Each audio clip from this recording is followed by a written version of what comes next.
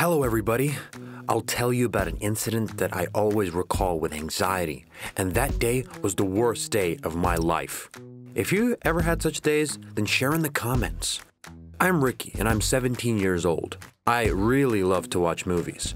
My favorite genre is thriller, when you sit there trembling in suspense and hundreds of different thoughts and guesses run through your head, and then boom, something unpredictable happens. A plot twist, new events, secrets, riddles, and after finishing, you digest the information in your head for a whole day after. For the last few months, in my spare time from school, I've been working as a pizza delivery man. I like my job. It doesn't distract me from school. I get good money, which I diligently save up for a brand new electric scooter. I would never have thought that my quiet life would turn into such a real thriller for a day, like those that I love to watch on the screen. It was an ordinary Saturday afternoon. I slept well, took a nice long shower, got dressed and went to work. I purposefully don't have breakfast on Saturdays. On this day, the whole team gets together in the kitchen of the pizzeria and we eat the amazing pancakes from our chef. We then finish the meal quickly and everyone starts their duties. Some people go to prepare the food, some go clean the cafe, and I just wait around for the next delivery. I have a large thermal backpack, which I use for the food and to go to random addresses. That day, while I was bored waiting at the counter, a girl called and ordered a pizza and some drinks. The area was close to our work and I calculated the approximate delivery time. The order came from a house that was recently built. A brand new 45-story luxury complex with a cool high-tech design. I'd never seen this before, but I was excited to see what the house was like from the inside. As soon as the pizza was ready, I put everything in my bag and headed to the address. I walked along the road, breathing in fresh air and was excited and spirited. Could not even imagine what would happen to me in half an hour.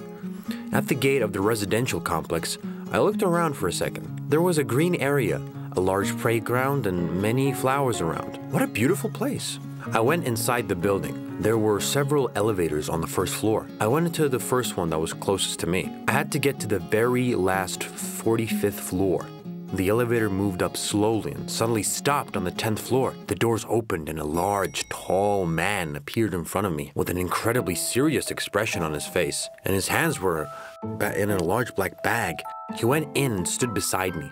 I quickly looked in his direction and saw that his hands and fingers were full of tattoos, including different letters and swastika, some kind of skulls and knives.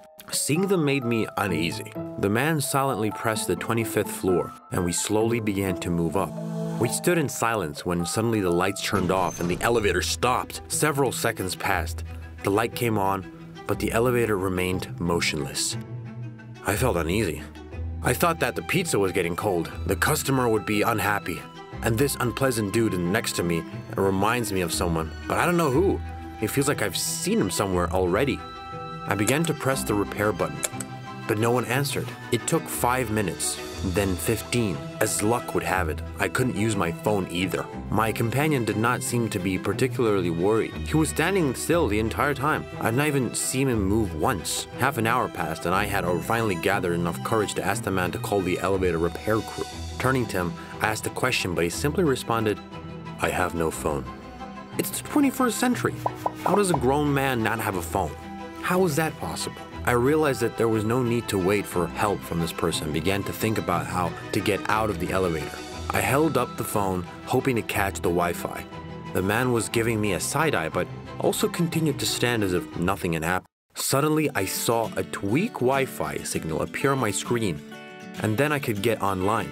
Delighted, I started dialing the repairman via WhatsApp, but these attempts were unsuccessful. I couldn't call him. I silently sat down on the floor, put my backpack down, and surfed the internet. Since the elevator was standing still and no one came to help us, there was nothing to do but read the news and scroll the feed. It was weird how quickly the browser loaded and went straight to the news site. I was scrolling down when I suddenly saw a photo with the description, "Wanted, an especially dangerous criminal," and in the photo was the man who was with me in the elevator. I turned pale. I felt cold sweat and chills. I could not look at this man in the eyes, and only now I could see the whole picture of things. His tattoos, the black bag in which he may be carrying murder weapons, and his evil, aggressive look. He was definitely some kind of bad person. I was praying that the damn elevator would finally move up so I could run out into the street and ask for help and hide. Yes, do anything, but not wait until this person decides to deal with me. Suddenly he looked in my direction. He looked so angry. I thought to myself, just don't show that you learned the news. Beautiful weather, isn't it? I asked in a trembling voice. The stranger looked at me like I was crazy. He dropped the bag he had been holding all that time and turned to face me. What's your name, pizza delivery guy? Ricky, Ricky, yeah, I stammered. The man laughed. I felt like the elevator moved from his laughter. He reached for the bag, began to open it, and in my mind, I was already saying goodbye to everyone. Having opened it, the man took out drinking glasses and a flask. He nodded in the direction of my backpack and said that the pizza was already getting cold and we were going to be here for a while more. And he said he was getting hungry. I silently opened my backpack and took out the barely warm pepperoni. The stranger held out a cup of hot tea and happily took a bite out of a huge slice of pizza, smacking his lips with relish and squinting with pleasure. I, however, did not even touch the food. I was so scared. I thought, okay, he'll eat now and maybe then he'll probably deal with me. He definitely understood that I recognized him and there were no witnesses. Great.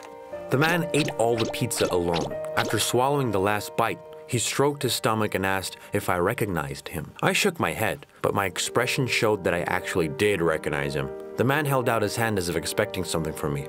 I did not understand.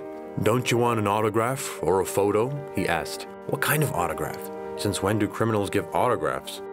I was stuttering and finally asked, what will he do to me now, having learned that I know who he is? The man laughed and said one word loudly. Live your kid, live your life, and enjoy every moment. At that very moment, the elevator started to move, and we went up. I exhaled, not believing my happiness. I was alive! The man walked up to the 25th floor, waving goodbye to me and thanking me for the incredible, delicious pizza. As soon as the doors closed, I immediately went down to the first floor and ran out the house like a bullet. Having reached work, I briefly told about what happened to my colleagues. I couldn't catch my breath because of my excitement. Then I started to come to my senses, and they began to ask how the criminal looked and where exactly did he see this ad. Colleagues wanted to call the police and tell them what had happened. I was joking. I was looking for that very article and found it. Calling the guys, I showed them and I stuck with that very guy from the ad. Seeing the photo, everyone just laughed. Joe?